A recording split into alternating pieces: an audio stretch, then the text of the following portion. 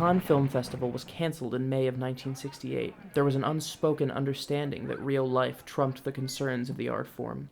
This time, the world had to turn its gaze away from film screens and towards real life.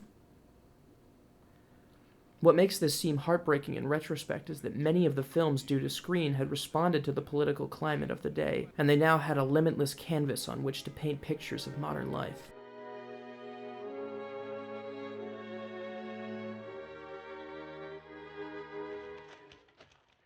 Some of the films looked at rape, spousal abuse, and the conspiracy of silence surrounding both acts.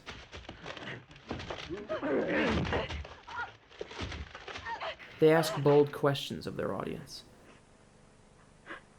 Can men act unselfishly if they wield all the power in society?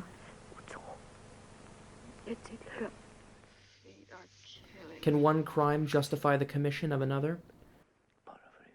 If justice for oppressed women is not guaranteed by law, should it be taken by other means?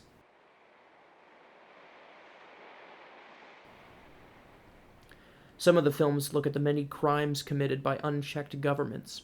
Using parables or thinly veiled stand-ins, filmmakers filled with indignation or outright fury show groups of men behaving appallingly in the name of a faceless greater good. A phantom dinner party, a shadowy castle, or a retirement ball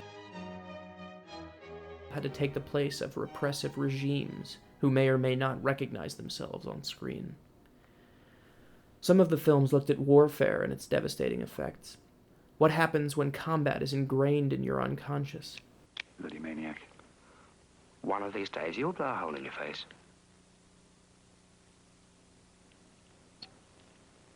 You're a pacifist. What does nationalism and hatred of an entire people do to us?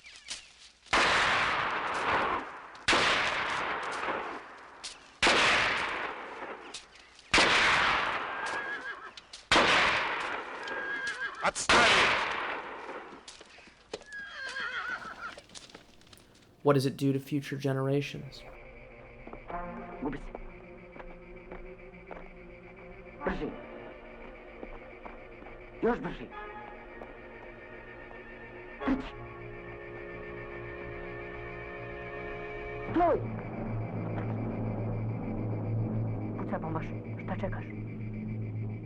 In these works, the line separating opposing forces is deliberately blurred until it becomes meaningless. The only people we're sure of are the victims.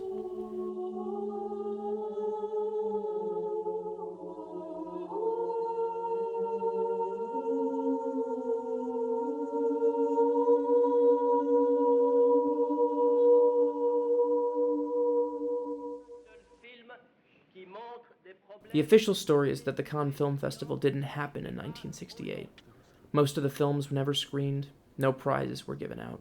Greater things took precedence. Far be it from me to suggest that the fabric of society didn't need mending, but it's hard not to lament that in the process of fixing it, a group of fiercely original and socially conscious works of art were swept under the rug. We'll never know for sure, but the festival could have provided one or more of these movies with international attention, saving them from obscurity. Many of these works are in terrible condition today, barely screened. Some have vanished completely and may never be seen by another audience. Many of the filmmakers never found a foothold outside their home countries, and their voices, and the issues they wished to shed light on, were a little less clear.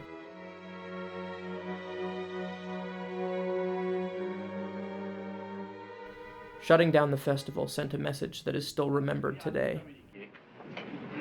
Les circonstances ne permettant pas d'assurer les projections dans des conditions normales, le conseil d'administration du Festival international du film décide d'arrêter le festival et s'excuse de cette situation vis-à-vis des participants étrangers.